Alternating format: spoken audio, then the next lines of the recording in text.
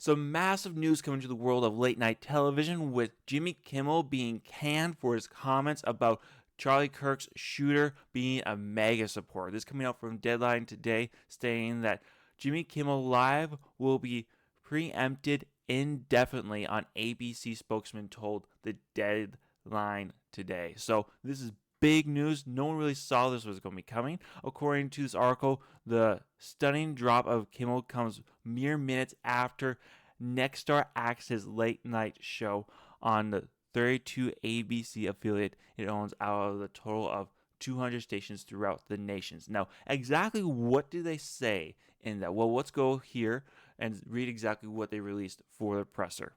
Nexstar Media Group Incorporated today announced that the company's owned and partner television stations affiliated with ABC Television Network would preempt Jimmy Kimmel's Live for the foreseeable future, bringing with tonight's show.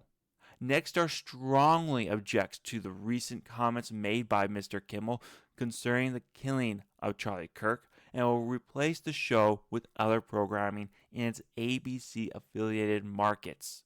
That's massive, dude. That I never thought we'd see this day that Jimmy Kimmel was getting kicked to the side. At least not this way. I've always figured it'd be kind of like Kathleen Kennedy, that he'll go when he wants to go. He'll just always be a fixation for the liberal mind thing out there. Mr. Kimmel's comments about the death of Mr. Kirk are offensive and insensitive at a critical time in our national political discourse, and we do not believe they reflect the spectrum of opinion, views, or values of the local communities in which we are located, said Andrew Alford, president of Nexstar's broadcasting division. Continuing to give Mr. Kimmel a broadcasting platform in the communities we serve is simply not in the public interest at the current time, and we have made the difficult decision to preempt his show in the effort to let cooler heads prevail as we move towards the resumption of respectful, constructive dialogue. That is amazing that we're actually taking these people to task, that we're actually wanting to focus on better dialogue. Now, exactly what was it that Kimmel said that sparked this all off? Well, I'll go ahead and play for you some of the clip here so you can see exactly what we're talking about.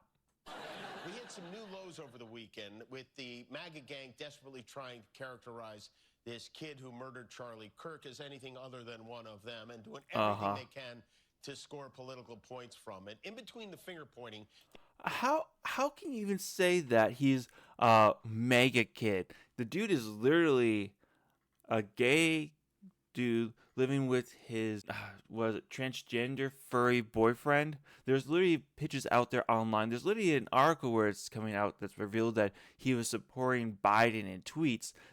I can't tell you how far away from mega this kid is, but it's like light and day. Kimmel, the fact that you're trying this so hard, it just makes me so happy that you're getting your ass canned for what you're coming up with right now. there was grieving. On Friday, the White House flew the flags at half-staff, which got some criticism. But on a human level, For what? Why would I ever get some criticism to fly flags for someone who's done so much good for the American populace? You know, you may not disagree with Charlie, you may be on a completely other side of the aisle, but so much good in the fact that he went out to college campuses and had a discussion with people, having a conversation. Like, how is that a bad thing? Like, wanting, like, hey, here's my ideas, your ideas, let's have a discussion, and maybe we'll come to some agreement. Maybe I'll change my views, maybe you'll change your views, and we can have a dialogue and come back together as a country. You want to see what healing was? That is how you healed the country. Kimmel, why doesn't someone like that deserve to have the flags lowered to half-mast? Someone who is actually doing way more good than your lame-ass television program ever has. you can see how hard the president is taking this. My condolences on the loss of your friend Charlie Kirk. May I ask, sir, personally, how are you holding up over the last day and a half, sir? I think very good. And by the way, right there, you see all the trucks? They've just started construction of the new ballroom for the... Why? Why did you add a laugh track? Like, that wasn't someone actually in the audience laughing. That was purely someone in the control room just throwing a laugh track in there. What was so funny about that? Like, okay, Trump isn't overly emotional right now. Trump was very emotional when Charlie Kirk died. It's been over a week now. Yes, we are also hurting. It's all going to take a long time for us to get over it. But do you expect it to be just falling into a pile of tears every time someone mentions, like, Charlie Kirk has passed away? I mean, I don't know. Like, eventually, you do have to be like, yeah, he was my good friend. He was great. I am going to miss him. And I'd say that at this point, Trump is taking the information and he's compartmentalized it and he's now dealing with other situations. He's the president of the country. He doesn't have the time or the energy to be always emotional all the time. So I don't really understand why this is damning for Trump.